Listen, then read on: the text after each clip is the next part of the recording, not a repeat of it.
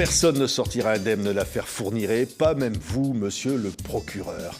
Bonjour, Bonjour. l'ancien procureur général. C'est vous qui avez obtenu la perpétuité incompressible contre Michel Fourniret. Vous le racontez dans un livre absolument incroyable, Ma rencontre avec le mal, aux éditions Mareuil. Demain, ce sera le procès de Monique Olivier. C'est ce que vous a dit Michel Fourniret dans cette affaire un jour, au terme de centaines d'heures que vous avez passées avec le tueur en série. Il vous a dit, vous n'en sortirez pas indemne. Oui, c'est même encore pire que ça, parce que c'est le premier jour où je le rencontrais et je me suis présenté à lui. Il ne m'avait jamais vu, je ne l'avais jamais vu non plus. Je lui ai dit bonjour, je me suis présenté, je lui ai expliqué l'objet de son transport sur les lieux dans le parc du château du Sautou pour retrouver le corps d'une petite fille et d'une jeune fille, puisqu'il se faisait fort de les retrouver. Et là, il me dit bonjour. Et la deuxième phrase qu'il prononce, c'est « Monsieur le procureur, vous avez l'air équilibré, volontaire, mais vous savez, de l'affaire Fourniret, parce qu'il parlait comme ça, de l'affaire Fourniret, personne n'en sortira indemne, pas même vous, monsieur le procureur. » Oui. C'est le premier jour où il me dit ça. C'est incroyable. En fait, on se demande encore qui était Michel Fourniret. Il est disparu maintenant. Et qui est cette Monique Olivier qui va être à nouveau jugée demain pour 3 disparitions de jeunes filles. Oui. Déjà, ce qu'on peut dire de manière absolue, c'est que c'est le couple assassin, tueur en série, tel que l'histoire judiciaire française n'en a jamais connu. Et j'espère n'en connaîtra plus jamais. Ça, c'est tout à fait certain.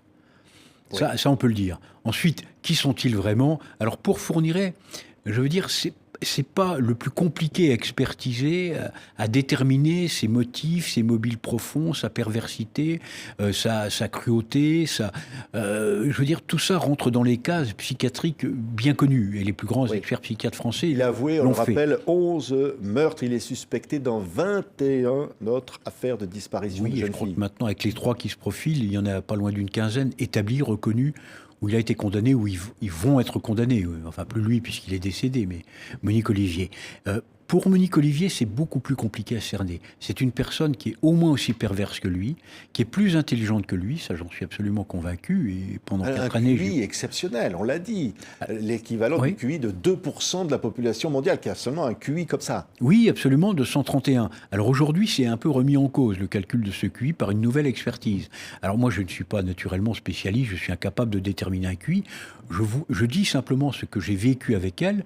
Je vois simplement à quel point elle le dominait parfois, au point de démonter certains des alibis qu'il voulait donner et lui en proposer d'autres, au point de lui faire passer la frontière avec la petite Elisabeth qui vient d'être enlevée alors que lui hésite, au point de lui donner des conseils quand il n'arrive pas, faute d'érection, à violer, lui dit « mais oui, mais tu ne devrais pas leur parler ». Voilà, vous voyez, c'est Monique Olivier, ça. Donc elle a dominé autant Fourniret que lui a pu la dominer. Oui. Alors aujourd'hui, on va certainement considérer qu'elle est d'une intelligence moyenne basse, qu'elle est soumise, terrorisée. On avait essayé de le faire en 2008, mais personne n'y avait véritablement cru. Moi, la seule explication de bon sens que je donne sur cette querelle d'experts psychologues en ce qui concerne le QI de Monique Olivier, c'est que je suis persuadé que Monique Olivier est tellement intelligente, elle a déjà passé les épreuves du QI qui ne sont pas avérées bonnes pour elle avec ce QI que vous indiquiez, de 131, elle sait comment ça fonctionne et elle sait que d'ici quelques jours, elle va passer devant une cour d'assises. Quand vous avez un QI exceptionnel, vous pouvez vous faire passer pour quelqu'un de moyen au niveau de l'intelligence. Si vous êtes moyen déjà à l'origine, vous n'arriverez jamais à faire croire que vous êtes d'une intelligence supérieure. Oui. Et moi, je la crois suffisamment habile, suffisamment intelligente pour effectivement se prêter à ce genre de calcul. Oui, on va encore se demander qui ce couple diabolique, mais encore un mot, vous croyez à quelque chose de ce nouveau procès d'assises qui s'ouvre donc demain, mardi, pour Monique Olivier ? Écoutez, c'est très compliqué pour moi d'y répondre parce que moi, depuis 2008, je me suis bien gardé d'avoir un quelconque contact avec ou Fourniret jusqu'à son décès ou Monique Olivier. Je ne suis même pas allé dans le public assister au procès de 2018 pour le meurtre de Farida Amiche, l'épouse d'Elgouarch, avec le trésor du gang des postiches qu'ils ont réussi à dérober tout de même. C'est quand même pas une petite affaire, ça. Donc, je n'ai plus aucune nouvelle d'elle, sinon par la presse. Mais alors je vais répondre à votre question en vous donnant mon sentiment, mais c'est très subjectif, c'est très personnel, ça vaut ce que ça vaut, bien sûr. C'est que je crains malheureusement j'espère 100 000 fois me tromper dans l'intérêt des familles. Mais je crains malheureusement qu'on n'ait pas grand-chose, sinon rien à attendre de Monique Olivier. Moi, je crains qu'elle se contente un peu du bout des lèvres de confirmer ses aveux. Et puis, elle considérera que c'est bien comme ça, quoi. Oui. Elle n'a aucune empathie, mais le mot est trop faible pour elle. Elle n'a aucun sentiment d'humanité, y compris pour la douleur terrible, définitive des familles des victimes. Donc moi, je crains qu'elle conserve la même attitude qu'en 2008. Oui. Encore une fois, j'espère me tromper. Oui, alors Marie-Angèle Domès, Johanna Parish et puis la petite Estelle Mouzin, les trois affaires pour lesquelles Monique Olivier va comparaître demain en cour d'assises. Vous dites, vous, monsieur l'ancien procureur général dans cette affaire, elle sait où ce qui est arrivé, par exemple, à Estelle Mouzin, elle le sait même où elle a été enterrée, elle le sait, Monique Olivier ? Elle le sait d'autant plus. Alors encore une fois, Estelle Mouzin, moi je ne me suis pas du tout occupé de l'affaire directement. Je n'ai jamais lu aucune pièce de procédure. J'ai effectivement en son temps fait un courrier pour indiquer que j'étais convaincu dès 2006 de la culpabilité de Fourniret, mais tout ceci reposait sur une intuition en quelque sorte, puis un faisceau de présomption tout de même relativement précis. Donc ce que je sais de la presse, mais ce n'est contesté par personne, c'est qu'elle a aidé, elle a séquestré la petite Estelle pendant 3 jours, pendant que Fourniret allait au travail. Elle a d'ailleurs dit à une codétenue, une codétenue lui demandait, mais ça t'embête pas les plis, les cris, les pleurs de la petite ? Elle lui dit ça, tu sais, moi j'en avais l'habitude. Hein, vous voyez, où se loge l'inhumanité de cette personne. Elle l'a séquestrée pendant 3 jours et elle a aidé, elle l'a reconnue devant Madame Kéris, la juge d'instruction, elle a aidé à l'ensevelissement du corps. Donc elle sait parfaitement au moins la zone dans laquelle ce corps a été enseveli, sinon l'endroit précis, parce qu'elle a... Oui. Quand même une excellente mémoire. Oui, vous racontez dans ce livre incroyable, à un moment, vous êtes avec Fourniret dans une cellule à 2.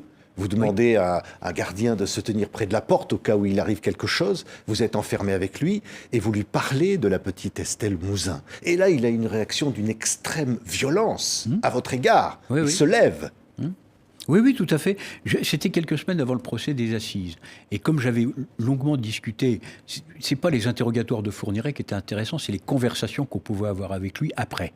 Et j'avais discuté, moi j'avais une double obsession, c'est d'une part retrouver le corps de toutes les victimes qu'il avait reconnues avoir violées et tuées, et puis d'autre part, essayer d'identifier le plus de victimes possible. Même si, géographiquement, j'étais pas compétent pour Estelle Mouzin, encore une fois, j'avais lu aucune pièce du dossier. Mais j'en avais discuté à plusieurs reprises avec lui. À chaque fois, il me regardait avec un grand sourire en me disant « Celle-là, monsieur le procureur, ce n'est pas moi ». Mais quand on connaissait bien Fourniret, c'était des aveux en négatif. Simplement, il fallait se montrer au moins aussi intelligent que lui. C'est ce qui était impossible, parce que c'était l'homme le plus intelligent du monde, tel qu'il n'en existera plus jamais, et au moins lui apporter des éléments. Et là, il nous aidait, et c'est ce qu'il a fait d'ailleurs, à plusieurs reprises. Et donc, mu par cette double obsession, est-ce que j'ai été trop loin ? J'en sais rien, mais moi, il me semblait que je pouvais tenter un peu une dernière carte, une dernière chance. J'avais de bons contacts à l'époque avec Fourniret, donc j'ai, sous un prétexte administratif, je suis allé le voir à la maison d'arrêt de Châlons-en-Champagne. J'ai demandé au gardien de prison de me laisser seul à seul avec Fourniret. Mais je connaissais Fourniret, on s'était déjà un peu... il y avait eu parfois quelques scènes un peu difficiles avec lui, il s'énervait vite. Moi, je ne me laissais pas faire, naturellement. Donc, je le savais très violent, capable d'entrer dans certains accès de violence. Donc, j'avais dit au gardien de prison, surtout, vous restez derrière la porte. Et puis, si vous entendez des éclats de voix, vous ouvrez. Une précaution, me semble-t-il, élémentaire. Je suis donc seul avec Fourniret, on discute pendant un quart d'heure, 20 minutes, de tas de choses. Hein. Il m'écrit, il me précise comment il a réécrit Flaubert, Stendhal, enfin, complètement mégalomaniaque. Complètement mégalo, il il avait un style autrement supérieur à celui de Stendhal, naturellement. Et donc on discute de différentes choses. Et puis après, je lui dis, bon, monsieur Fourniret, vous êtes suffisamment intelligent, vous êtes très intelligent, vous voyez, je continue à le flatter parce qu'il adore ça, surtout venant d'un procureur. Vous savez que vous ne sortirez plus jamais de prison, vous le savez pas. Oui, il me dit, mais ça me convient tout à fait, moi je mène une vie monacale qui me va à ravir. Voilà, c'était sa phrase. Et je lui dis, bon, pensez aux victimes, aux familles des victimes. Vous vous rendez compte qu'il y en a qui cherchent leur petite fille depuis des années et des années. Par exemple, Estelle Mouzin. Moi, je sais que c'est vous qui l'avez tuée, Estelle. Je le sais. Et là, il se lève comme un diable, mais très très brutalement. Il se rapproche de moi je me lève aussitôt naturellement, et il a son visage à quelques centimètres du mien, et il me hurle dessus en me postillonnant, il me hurle dessus, celle-là c'est pas moi, arrêtez de dire ça, ça commence à vraiment m'énerver, etc. Donc moi naturellement, je ne suis pas vraiment rassuré, mais je ne montre rien. Je hurle encore plus fort que lui, je lui intime l'ordre à plusieurs reprises de se rasseoir, il continue, et c'est paroxystique comme scène. Ça dure quand même peut-être une ou 2 minutes, ça a quand même duré un certain temps, ça vous paraît infini d'ailleurs comme temps. Et puis je hurle, personne n'ouvre jamais la porte, le gardien était au bout du couloir, il n'a jamais rien entendu. Et brutalement, comme ça, hop, il se rassoit. Je me rassois et on continue notre conversation, comme si c'était rien passé. C'est complètement surréaliste. Oui. Surréaliste. Oui, oui. Vous êtes évidemment là en 2004, dans les fouilles au château de Sautoux. C'est votre première rencontre avec Fourniret et Monique Olivier. Absolument. Et il s'agit de retrouver les corps de 2 petites filles. Et là, vous voyez la perversité des deux. Et des deux. Et la perversité d'abord de Fourniret, qui essaye qui vous dit d'ailleurs, pour y arriver, il faudrait être au moins aussi intelligent que moi. Oui, absolument. Donc il fallait lui apporter des éléments, lui montrer qu'on avait réfléchi, qu'on était quand même arrivé à certaines conclusions, qu'on n'avait pas tous les éléments qu'on avait besoin de lui. Donc il fallait en même temps le flatter et en même temps lui montrer qu'on partait pas comme ça à l'aventure sans éléments, sans billes, pour parler un peu le langage policier. Effectivement, et là, il nous a aidés pour les 2 corps, pour Jeanne-Marie Desrameaux et pour Elisabeth. En vous disant d'abord qu'elles étaient enterrées à 50 cm, qui était faux. Voilà, ce qui était faux. Il y avait toujours des pièges. Voilà. Mais à un moment, vous débusquez ça, et il vous regarde avec un grand sourire qui vous fait comprendre que vous avez trouvé qu'effectivement, elles étaient enterrées, les petites étaient enterrées bien plus profond que ça. Il le savait très bien. Très bien. Mais il a fallu attendre 17h ou 17h30 de l'après-midi, alors qu'on avait commencé à 9h ou 9h30, avant de, effectivement, lui faire... J'ai eu le procureur général de l'époque voulait qu'on arrête parce qu'il pensait qu'il aurait parfaitement eu raison. Il aurait pu avoir parfaitement raison, d'ailleurs. Il pensait qu'il nous manipulait. C'est un très grand manipulateur. Mais moi, j'avais l'intuition qu'il voulait nous aider, mais qu'il manquait quelque chose, quoi. Et j'ai dit au procureur général, non, on continue. Il fait jour, on est en mois de juillet. On va continuer. Et là, je me suis rapproché de Fourniret. Je lui ai dit, la végétation a changé, j'ai vu que vous aviez une mémoire exceptionnelle. Et toujours un peu, c'est flatterie, mais il fallait faire très attention aux flatteries, parce qu'il était fin psychologue, donc il ne fallait pas qu'il imagine qu'on le flattait. Là, ça aurait été un peu plus compliqué. Et puis, comme ça, en discutant, j'ai cette idée de lui dire, mais attendez, vous m'assurez que c'est à droite du chemin, que c'est pas à gauche? Je vous crois, parce que vous avez une excellente mémoire. Mais alors c'est peut-être la profondeur. Et là, il me regarde avec un grand sourire, il est très content, parce que j'ai déjoué son piège, il s'est amusé toute la journée avec ce piège, et me dit, votre remarque, monsieur le procureur, ne peut pas être évacuée d'un revers de main, elle n'est pas déduée de bon sens. Bon, oui, c'était la façon de parler de Fourniret. Une façon absolument incroyable. Oui, et alors, vous voyez à ce moment-là Monique Olivier, après qu'on ait découvert un tibia de l'une de ses petites... une masse grisâtre, la terre glaise, le corps qui était enfoui dans de la terre glaise depuis 15 ans, avec un grand fémur humain. Pas besoin d'être médecin pour déterminer que c'est un fémur. Vous voyez Monique Olivier à ce moment-là avec une larme à l'œil, et vous vous dites, tiens... c'est une vision d'horreur. J'essaie de tenir un discours un peu... je me reprends vite, parce que je suis ému autant que les autres, naturellement. Je vois Fourniret assez perturbé aussi par cette vision, que c'était vraiment horrible à voir. Et donc, je vais vers Fourniret dans un premier temps, et je lui dis, bon, monsieur Fourniret, merci, je le remercie naturellement. Enfin, monsieur Desrameaux va pouvoir donner une sépulture normale à sa fille. Maintenant, dites-nous où sont les autres corps dans le château du Sautoux, il y en a certainement d'autres. Parce que vous voyez, c'est terrible. Et là, il me regarde, il me dit, vous avez raison, monsieur le procureur, c'est terrible. Surtout quand on songe que cette jeune fille aurait pu avoir l'âge de la vôtre. Oui. Premier jour où il me rend compte comment il a su... C'est une perversité totale. Oui, puis il attendait une réaction de ma part, une réaction de colère éventuellement, ou de dégoût. Bon, j'ai réussi à me contenir, à ne montrer aucun sentiment. J'ai tourné les talons, je me dirige vers Monique Olivier, je lui tiens le même discours, je la remercie alors qu'elle n'a jamais aidé en rien tout au long de la journée. On se demandait pourquoi elle était là. Il faisait beau, c'était une petite sortie bien agréable pour elle, mais elle nous a jamais aidés. Mais je la remercie néanmoins, et puis je lui tiens le même discours, et là je vois 2 larmes couler.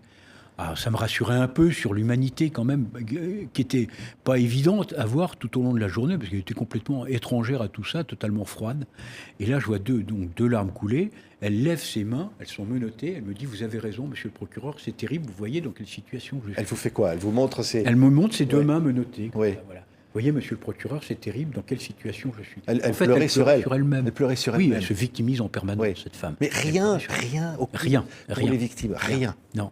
Alors, vous savez, quand j'ai vécu ces 2 scènes-là en 10 minutes de temps, 5 minutes, je me suis dit, j'ai tourné les talons, pareil que pour Fourniret, je me suis dit, j'ai encore 4 ans à vivre avec eux, je ne sais pas si je vais vraiment tenir le coup face Oui. à ces deux monstres. Mais comme il vous l'a dit, d'ailleurs, vous n'en sortirez pas indemne. Et vous avez le sentiment, monsieur le procureur, de ne pas en être sorti indemne?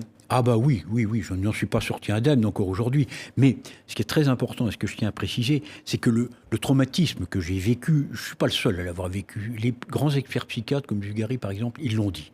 Le traumatisme que j'ai vécu, il est en rien comparable à la douleur perpétuelle, définitive, au meurtre psychique qu'ont connu les parents des victimes. Ça, c'est en rien comparable. C'est plus un traumatisme pour eux. Oui. Ils sont morts psychiquement, au moins partiellement, quoi. Oui. Leur vie s'est interrompue. On voit les visages de toutes ces petites filles, Oui. qui est terrible, évidemment. Mais au fond, il était important de raconter ce que vous faites dans ce livre, chez Mareuil Éditions, qui est absolument un témoignage incroyable. Ma rencontre avec le mal, dire qui était Michel Fourniret, qui était Monique Olivier, qui est Monique Olivier, et d'où il venait. Et qu'au fond, rien ne les prédestinait à ce parcours meurtrier hors norme. Non, rien. Le pacte diabolique. Rien. Le pacte diabolique, il a été fait de manière épistolaire, par un échange de courriers, alors même qu'ils ne s'étaient jamais rencontrés. Il y a près de 200 courriers, 133 de Fourniret, et puis 80 ou 82, je crois, de Monique Olivier, où là, ils souscrivent déjà le pacte criminel, à savoir que lui s'engage à tuer ses deux premiers maris, à Monique Olivier, elle s'engage à seconder son fauve, je reprends son expression, elle est très fière de pouvoir aider son fauve, et donc à lui permettre d'enlever, de violer et de tuer des MSP.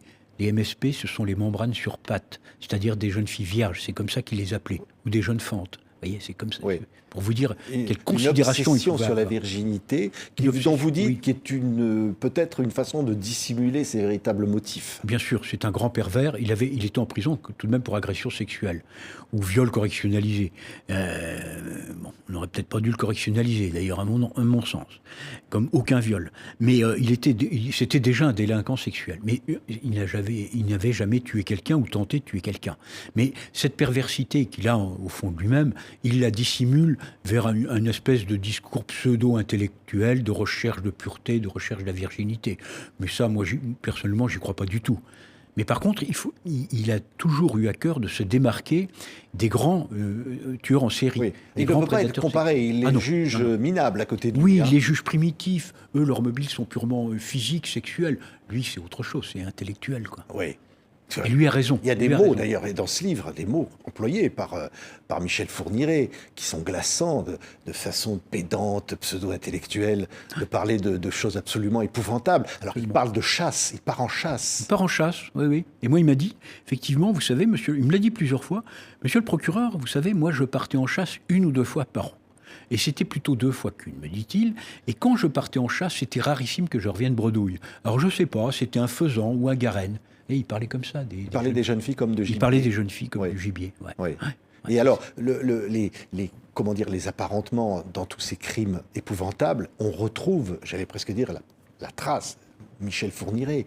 Et d'abord, la ruse par laquelle il entraînait ses petites victimes dans son véhicule aménagé pour être fermé de l'intérieur, avec la complicité de Monique Olivier. Bah oui, ça aide quand même, ça rassure. Et d'ailleurs, Monique Olivier le dit, moi je l'accompagnais parce qu'une présence féminine était de nature à rassurer les jeunes filles, c'est ce qu'elle dit.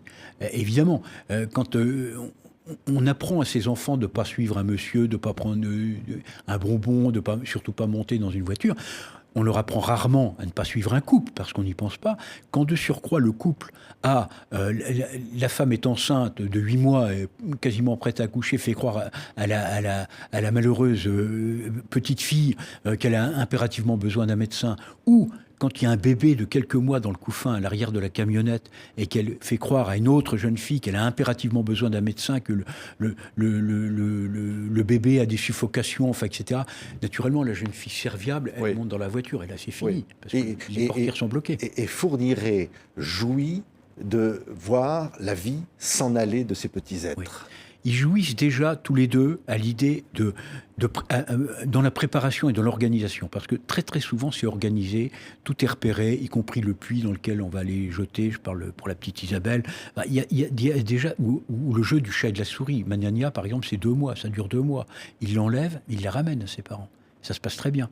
Et ça, ils en parlent entre eux. Oui, Et il ça parle les avec excite. elle, il crée même un Monique lien Olivier. avec Oui. certaines jeunes filles. Oui, et puis après, il dit à Monique, là, cette fois-ci, je vais la chercher. Elle sait qu'il va la chercher pour la violer, la tuer. Oui, et Donc il déjà, se il y a sert cette d'ailleurs de jouissance. l'existence de leur enfant, ou quand elle est enceinte, ou de leur Oui. bébé après. Absolument, absolument. Donc ils jouissent du début à la fin.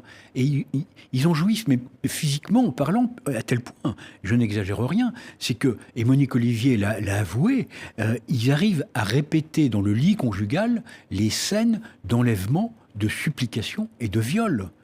Et de viol. Et comme, 9 mois après le meurtre de la petite Isabelle, il y a leur fils Selim qui naît tout de même. Donc il y a aussi cette jouissance sexuelle d'une perversité innommable. Oui. C'est abominable. C'est abominable. Oui, alors la participation de Monique Olivier, elle garde les jeunes filles, comme ça a été le cas certainement avec Estelle Mouzin, plusieurs jours, malgré ses cris de supplication. Oui, mais comme il y a une codétenue, les supplications, moi j'en avais Oui. l'habitude. Et alors, elle participe évidemment à l'enlèvement, et elle assiste Michel Fourniret, quand on va le dire, il n'arrive pas à avoir d'érection. Oui, elle va d'initiative pour...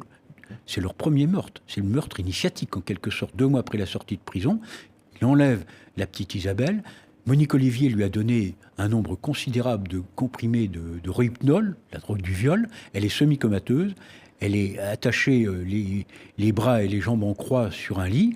Il a un problème d'érection. C'est Monique Olivier qui, d'initiative, va lui pratiquer une fellation pour qu'il puisse la violer.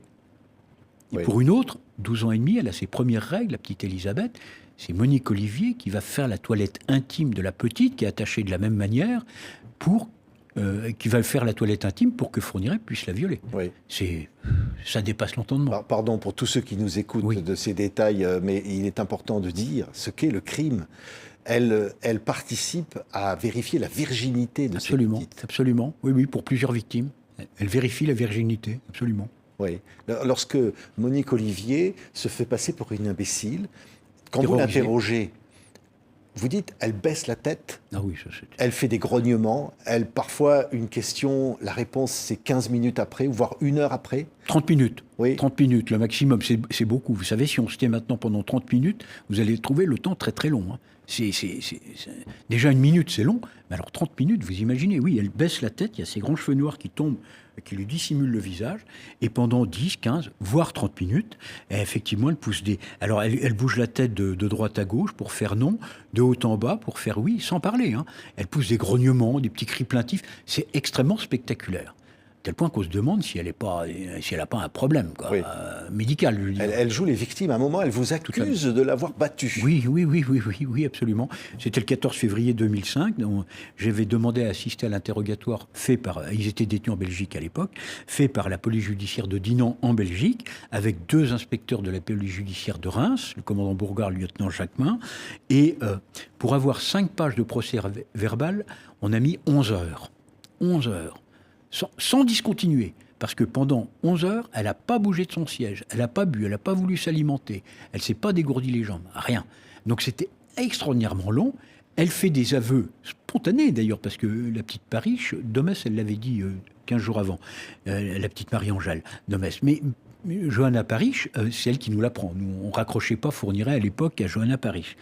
Et spontanément, elle nous donne tout, puis tout d'un coup, simplement à la question, mais que Fourniret a fait du corps, parce que c'est Fourniret qui s'est débarrassé du corps de la malheureuse Johanna, qu'est-ce qu'il en a fait? Là, de nouveau, comme elle l'avait fait une dizaine de fois avant, silence, 30 minutes. Et à un moment donné, effectivement, au bout de 30 minutes, elle ne bougeait plus, hein, complètement immobile. Je lui ai mis la main sur l'épaule, en la secouant, mais très légèrement, c'est pas du tout une violence. Hein. Mais Madame Olivier, ça ne va pas. Est-ce que vous voulez qu'on interrompe? Est-ce que vous voulez boire un verre? Est-ce que vous voulez vous lever? Rien. Nouveau, pareil. Moi, je me suis dit, est-ce qu'elle est tombée est-ce qu'elle est inconsciente en restant assise? Je me demandais ce qui se passait. Donc je la reprends par l'épaule et je lui secoue à nouveau l'épaule. Le commandant Bourgard, qui est derrière elle, la prend par les épaules et la secoue. Mais en aucun cas, il s'agit de frapper, bien évidemment. Et on lui, il la tutoie. Monique, reste avec nous, Monique, qu'est-ce qui t'arrive, etc. Là, elle se relève. Et puis, non, mais il l'a jetée dans l'Yonne, la rivière Lyonne. Voilà. Et alors, ce qui est très surprenant, c'est qu'après ce procès verbal d'interrogatoire, on était à la fin, ça faisait déjà un nombre d'heures important où on l'entendait. Elle relit soigneusement toutes ces déclarations, mais mot à mot. Hein. Elle les signe, et là, c'est une autre femme. Là, elle discute comme vous et moi. Elle parle, elle plaisante. Oui. Elle plaisante sur ses conditions de détention. Une grande manipulatrice, Ah, grande menteuse aussi. Et puis elle se victimise oui. en permanence. Et Alors, à la suite de ça, elle a dit que je lui avais donné des coups de coude dans le sternum, que j'avais mis des grandes claques au point de lui faire perdre son audition. Il y a une expertise médicale, naturellement. Mais c'est simplement une tentative de déstabilisation de sa part, ou alors elle voulait se rétracter, puis elle ne savait pas trop quel prétexte trouver, quoi. Oui. Mais c'est délirant d'imaginer qu'en Belgique, j'ai jamais frappé quelqu'un de ma vie. Bien sûr. J'ai frappé Monique Olivier. Au-delà de tout pour ça, quelque chose qu'on ne connaissait pas. Oui, mais au-delà de tout ça, ce couple maléfique qui se rencontre par une petite annonce et qui, au final, elle accepte, elle entre dans le jeu. Elle dit, mon mari partait en chasse, et je le voyais rentrer heureux, elle savait parfaitement comment ça allait se terminer à chaque fois. Ah oui, mais elle le dit même dans son courrier, avant même d'avoir rencontré Fourniret. Elle a tout de suite accepté. Je suis fier de seconder mon fauve pour assouvir tous ses désirs. Et elle savait très bien, parce que Fourniret lui avait dit, tu m'as enlevé c'est fou, parce que là, on parlait de toutes ces petites, donc identifiées, pour certaines, comme Estelle Mouzin, il y a encore ce doute qu'ils les essayent, puisqu'ils n'ont pas avoué encore, véritablement. Pour Estelle, si, ils ont avoué. Ils ont avoué. Alors, Fourniret a avoué à sa manière, en disant la disparition de cette petite ne m'est pas étrangère. Et comme il a avoué pour Lydie Loger, qui est une affaire qui peut-être va être jugée aussi dans les prochains mois ou les prochaines années. Si Lydie Loger n'existe plus, voilà un être qui n'existe plus par ma faute. Vous voyez, c'est ça. C'est sa façon de parler. C'est sa façon. Mais elle a avoué de manière circonstanciée, puis il y a un ADN tout de même. Oui, et tellement d'autres affaires, vous en parlez dans ce livre, qu'on ne savait pas. Des tentatives de viol, des tentatives d'enlèvement, qui échouent, parfois qu'il n'y a pas eu de plainte, mais qu'il raconte. C'est une perversité permanente. Permanente, plusieurs fois par an, permanente, avec Monique Olivier la plupart du temps, ou parfois sans elle. Mais c'est permanent. Comment voulez-vous imaginer qu'il y ait une période blanche entre 90 et 2000 ? Ça n'existe pas, cette période blanche. Bien évidemment, simplement, c'est une période où on identifie d'autres crimes, d'autres cold cases. Bien sûr. Et puis, même entre 90 et 2000, il y a des affaires terribles. La tentative de viol de la jeune femme toiletteuse pour chien, c'est terrible, parce qu'elle a survécu. Mais je vous assure, pour l'avoir vue en cour d'assises, c'est un meurtre psychique, mais total, là. Elle est complètement détruite, cette femme. Complètement, mais traumatisée, le mot est très faible. Elle est détruite. Une jeune fille qui disparaît, il envoie un poème au journal local. Oui, au journal régional. Il pousse le cynisme jusque-là. Mais il s'amuse de ça. Il s'amuse de la souffrance des autres, la souffrance qu'il peut infliger aux jeunes filles, mais également aux parents, et puis à tous ceux qui peuvent écouter ce genre d'horreur. Parce que quand il vous en parle, je vous assure que ça vous marque profondément. Quand il me décrit le visage des jeunes filles qu'il étouffe volontairement dans un sachet plastique transparent pour m'expliquer les transformations physiques du visage de la jeune fille, ça je me garde bien naturellement de rentrer dans les détails, parce que c'est tellement épouvantable, mais vous n'imaginez pas. Il m'en a parlé pendant des heures de ça, simplement pour voir ma réaction, et simplement parce que il éprouve un profond plaisir pervers à se remémorer et à parler de ce genre d'abomination. Lorsqu'il y a le procès, dont vous êtes l'avocat général, il va demander à récuser personnellement des jurés au motif qu'ils n'étaient pas vierges au moment de leur mariage. C'est ça, quelque chose comme ça. C'était une des exigences qu'il avait formulées auprès du président des Assises, qui naturellement a été écartée, bien évidemment. Mais il voulait, effectivement, il avait eu comme première intention de récuser les jurés qui n'étaient pas arrivés vierges au moment du mariage ou de la signature du pacte, enfin de la vie en commun. Oui. Et alors des familles s'adressent à lui pendant ce procès poignant. Vous le racontez, des gens détruits. Complètement. Pendant 20 ans, plus de nouvelles de leur enfant. Leur vie a été brisée. Les familles sont d'une dignité que vous saluez incroyable devant ce monstre. Ça forçait l'admiration, la dignité de toutes les familles. Parce que toutes ces familles, elles viennent de milieux différents. Elles ont des professions différentes. Les milieux sociaux sont très divers. Et toutes avaient ce point commun, c'est deux points communs qui m'ont frappé, et que j'indique d'ailleurs dans le livre. C'est à la fois une dignité, mais remarquable. Moi, je les admirais, parce qu'on se met un peu à leur place, comme souvent, on se met à la place des familles des victimes, à tort, parce que quand un drame comme ça vous arrive, vous n'êtes plus le même. Vous n'avez plus d'idée de vengeance, telle qu'on pourrait en avoir normalement, comme tout être humain. Et elles étaient d'une dignité remarquable, exemplaire, toutes, et en même temps, au fond du regard, il y avait une tristesse infinie. Une tristesse qui ne cessera jamais, parce que pendant le restant de leur jour, elles ont perdu ce qu'elles avaient de plus cher dans des conditions absolument épouvantables, en connaissant malheureusement tous les détails parce qu'elles étaient au procès et puis parce qu'il y avait eu un dossier d'instruction très complet. On sentait cette douleur, cette déchirure dans le cœur des victimes, elle était palpable. Oui. Et lorsqu'il s'adresse à Fourniret en le regardant, il y a un père qui le regarde pendant une longue minute en silence. En silence, oui. En le regardant. Ouais. Oui, ça a duré longtemps. Qu'est-ce qui se passe là? Ça a duré 2-3 minutes. C'est M. Saison, il lui avait dit, M. Fourniret, on s'est rencontrés 3 fois. 2 fois, je vous suppliais de m'aider, de me donner certains éléments, etc. Vous m'avez toujours méprisé. Ou, pire encore, vous essayez de me raconter des choses que je ne voulais pas connaître sur le décès de sa fille, de cette jeune fille. Aujourd'hui, je ne vais pas vous poser de questions. Je vais vous regarder en silence. Je vais simplement vous regarder. J'espère que vous verrez à travers mon regard tout le mépris. Et ne baissez pas les yeux parce que vous ne les avez pas baissés quand vous avez étranglé par derrière Céline, sa fille. Ne baissez pas les yeux, regardez-moi aussi. Et là, ils se sont fixés effectivement pendant de très longues minutes. C'était poignant. Ouais. C'était déchirant. Même. Et les réactions de Fourniret à ce moment-là? Il ne dit rien. Devant les familles des victimes, il ne dit rien. Déjà, il avait décidé de ne pas parler puisque le huis clos n'avait pas été ordonné et considérait que le public n'était pas digne d'écouter sa parole. Donc il avait refusé de parler. Et là, quand les familles des victimes lui parlaient, il baissait les yeux. Oui, mais lorsque le président du tribunal lui dit « Bon week-end, monsieur Fourniret », en fin de semaine, ça a choqué. Ça a choqué. Oui, ça a choqué. C'était peut-être dit maladroitement. C'était pas dit dans le sens où on l'a présenté. Voilà, il lui avait demandé de réfléchir. J'espère que ce week-end vous servira de week-end de réflexion. C'est ce qu'il a voulu dire. Mais il a eu cette phrase peut-être un peu malheureuse. Bon week-end, monsieur Fourniret. Ouais. Effectivement, ça a choqué. C'était peut-être un peu maladroit. Bon, qui n'a pas commis non plus de maladresse ou qui ne commet pas de maladresse, jamais, y compris pendant 2 mois de procès particulièrement éprouvants. Et lorsque vous, avocat général, vous prenez la parole, à un moment, vous employez ce mot de monstre. Oui, tout à fait. Ça m'a été reproché. Le syndicat de la magistrature vous le reproche. Pas seulement.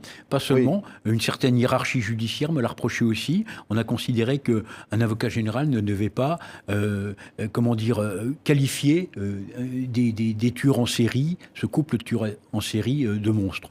Oui. Aujourd'hui, il y a des termes que aujourd'hui vous n'avez pas le droit de rabaisser voilà. Fourniret. Vous n'avez pas le droit de le rabaisser. J'humiliais ou je rabaissais Fourniret. On croit rêver quand on lit ça. On croit rêver. Oui. Moi, aujourd'hui, ce terme de monstre, je le reprends naturellement, et j'en parle d'ailleurs à plusieurs reprises, ce sont des monstres. Ce sont des monstres de perversité, d'inhumanité, de cruauté.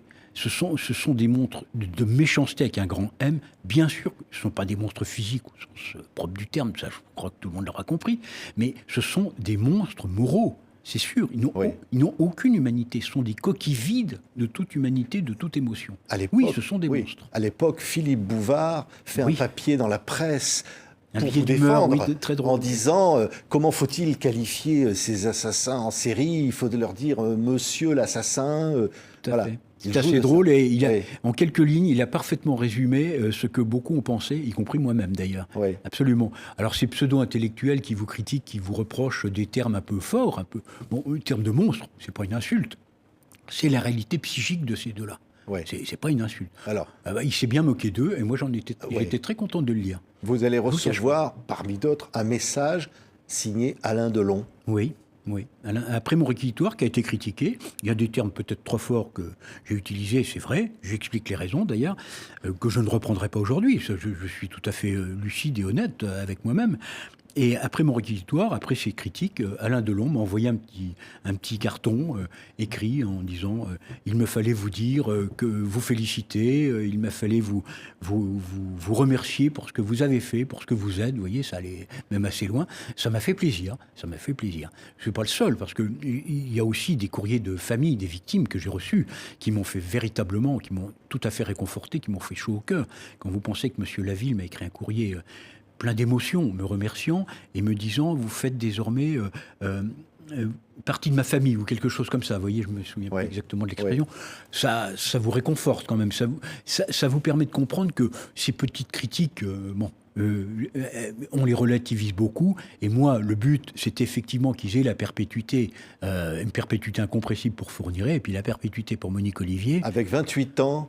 Avec 28 ans de période de sûreté. Et puis, c'était de montrer aussi aux familles des victimes que la justice leur apportait toute sa compassion dont elles ont naturellement besoin dans une épreuve aussi terrible, aussi tragique que celle-là. Oui. Donc ça m'a réconforté, ces courriers des victimes. Et le petit carton d'Alain Delon également. Oui, et alors, lorsque vous découvrez par les fouilles le corps d'une des petites victimes, vous racontez dans ce livre que immédiatement, avant que ça ne soit révélé dans la presse, vous vous rendez auprès de son père. Alors, c'était pas... Oui, c'était pour Jeanne-Marie Desrameaux. Dès que j'ai su que Fourniret avait avoué, Monique Olivier, puis Fourniret, dans la foulée, avait avoué le meurtre de la petite Jeanne-Marie Desrameaux. Effectivement, j'ai pris sur moi, en dehors de toute règle administrative orthodoxe, un voyage privé, en quelque sorte, avec un inspecteur de la PJ de Reims. On a fait le trajet Charleville-Béthune, et je voulais directement apprendre à M. Desrameaux, qui avait 83 ans à l'époque, qui était malade, qui avait dit, je l'avais lu dans la presse, que ce qu'il tenait encore en vie, c'était de pouvoir savoir qui avait tué sa fille, Jeanne-Marie, qui avait 20 ans, et puis retrouver son corps pour lui donner une sépulture normale. Et donc, j'ai réfléchi 2 minutes et j'ai dit à l'inspecteur, allez, vous m'accompagnez, on y va. Il était entièrement d'accord, on a fait le trajet.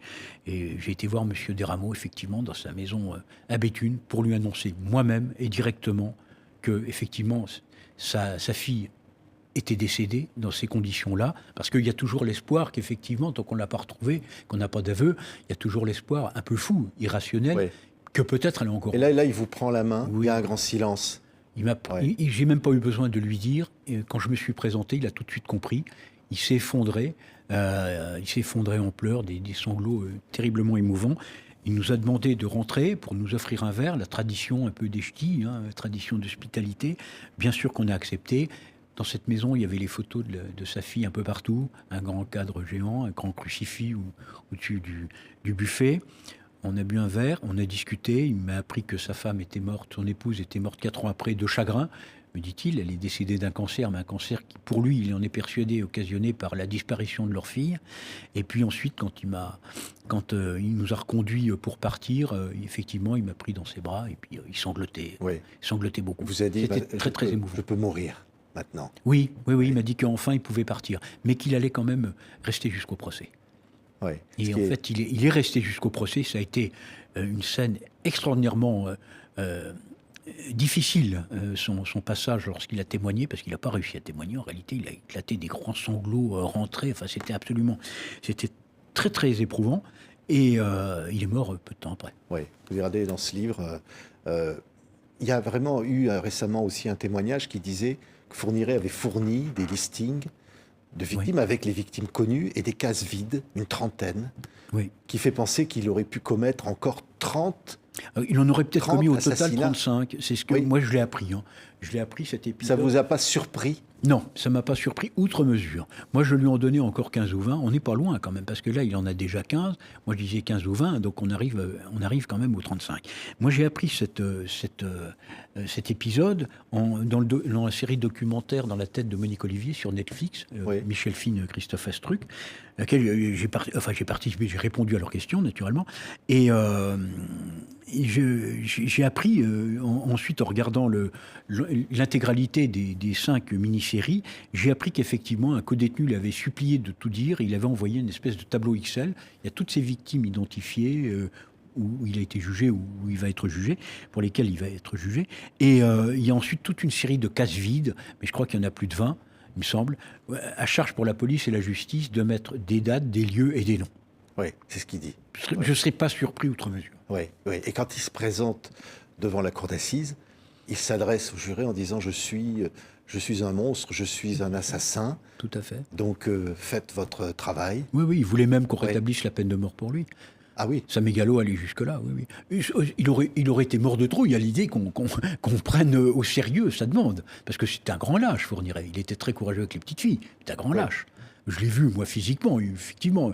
Comme il ne m'impressionnait pas quand on s'est disputé comme ça, il s'est rassis. Voilà, c'est un grand lâche. El Gouarch a dit la même chose. El Gouarch, c'est ce fameux co-détenu qui va lui faire déterrer le trésor du gang des postiches et dont Fourniret va tuer la compagne, évidemment en lui cachant cette disparition, en lui faisant croire que sa femme était partie avec quelqu'un d'autre, en emportant une partie du magot, et qui va découvrir qu'en fait Fourniret s'est acheté un château et il va tenter d'abattre Fourniret. Oui, il lui tire dessus à plusieurs reprises, il l'a dit d'ailleurs, mais il l'a raté.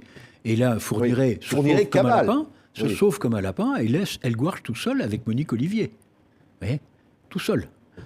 Donc trouillard. Ah, complètement, c'était un grand lâche. Trouillard est soutenu par Monique Olivier, dont on dit au fond, il était l'explosif, elle était la mèche. Oui, elle lui a donné son permis de tuer incontestablement. Elle lui a donné son permis de tuer. Il le dit d'ailleurs lui-même. Il dit sans elle, je ne serais pas allé jusqu'au bout. Je vois que vous avez bien retenu certains passages. Oui, sans elle, sans Monique Olivier, je ne serais pas allé au bout. On peut penser que Fourniret aurait continué ses agressions sexuelles parce que cette perversité, il l'avait. Et c'était difficile pour lui d'en guérir, à mon avis, mais il ne serait certainement pas allé jusqu'au meurtre. Oui, encore un mot, Francis Nachbar. Pourquoi cette affaire fascine autant? Parce que là, on est au tréfonds du tréfonds du tréfonds de l'horreur humaine, jusqu'à des limites qu'on ne pensait pas exister. C'est ça qui rend cette affaire... Je crois que vous avez parfaitement raison, c'est ça l'explication. Même moi, en 41 années de carrière, je ne pensais pas un jour connaître ce mal, rencontrer le mal, pour reprendre le titre, à ce niveau-là. On est vraiment dans les abysses de la perversion, de la cruauté. Tout à fait, de la perversion. On n'a jamais connu ça en France, ce couple tueur en série, et j'espère qu'on ne le connaîtra plus jamais, mais ça peut expliquer effectivement cette affaire tout à fait hors norme. Oui, mais même une femme n'avait jamais été condamnée à une peine pareille que Monique Olivier. Jamais. Avec une période de sûreté aussi longue, non jamais. Avant elle, non jamais. Oui. Et la perpétuité incompressible à laquelle a été condamnée Fourniret, elle avait été infligée 2 fois auparavant. Elle ne doit jamais sortir de prison? Ah, moi j'en suis convaincu. Je suis convaincu de la dangerosité, même à l'âge où elle devrait sortir, c'est-à-dire en 2032, si mes calculs sont bons, puisqu'elle était détenue depuis 2004 plus 28 ans, donc ça fait 28 et 4, 32. Non, elle ne doit pas sortir, à mon avis, parce qu'on peut jamais être sûr qu'elle ne remette pas, qu'elle ne rencontre pas à nouveau quelqu'un de pervers, de fragile. Et c'est une femme qui est éminemment dangereuse, qui est dominatrice, sournoise, de façon insidieuse, mais c'est une dominatrice et une très grande manipulatrice. Moi, je suis convaincu. Et puis, vu la gravité, l'énormité des faits commis, l'horreur absolue, et sa participation est reconnue, je pense qu'elle ne doit pas sortir de prison aussi pour ça. Mais vous êtes battu dans ce procès parce que c'était pas gagné. Vous dites pour elle, non, c'était pas gagné. Elle aurait pu être condamnée à une peine qui aurait fait qu'elle serait déjà sortie de prison, là. Ah ben, complètement, parce que si elle n'était pas condamnée à perpétuité, elle était condamnée dans le pire des cas, à 20 ans. On ne pouvait même pas la condamner à 30 ans, vous voyez, ou une peine intermédiaire. Donc elle serait déjà dehors. Elle serait dehors. Oui. Absolument. Ah oui, non, mais c'était pas gagné pour elle, contrairement à ce qu'on a pu dire. Lui, bon, je doutais bien qu'il sortirait jamais. Ça, c'est vrai. Mais pour elle, non, c'était loin d'être acquis. Merci, Francis Nachbar, pour ce témoignage exceptionnel. Vous y pensez tous les jours? Oui. Oui. Depuis 15 ans, c'était plusieurs fois par jour pendant très très longtemps, par jour et par nuit d'ailleurs, parce que j'en ai fait véritablement, au sens propre, des cauchemars, ça c'est sûr. Oui, je crois que même depuis 15 ans, je crois qu'il ne se passe pas une journée sans que j'ai une pensée pour les... Pas pour eux, parce que eux, j'essaie de m'éloigner le plus possible, mais pour les familles des victimes. Il y a des visages, il y a des douleurs qui me hantent encore. Merci. Et encore une fois, ce n'est rien comparé à ce qu'elles peuvent, elles, souffrir, ce qu'elles ont souffert au plus profond de leur chair et ce qu'elles endurent encore aujourd'hui. Ce n'est absolument pas comparable. Merci Francis Nachbar. Ma rencontre avec le mal. Michel Fourniret, Monique Olivier, le procureur qui a obtenu la perpétuité incompressible contre Michel Fourniret, qui raconte aux éditions Mareuil. Merci d'avoir été sur ce plateau.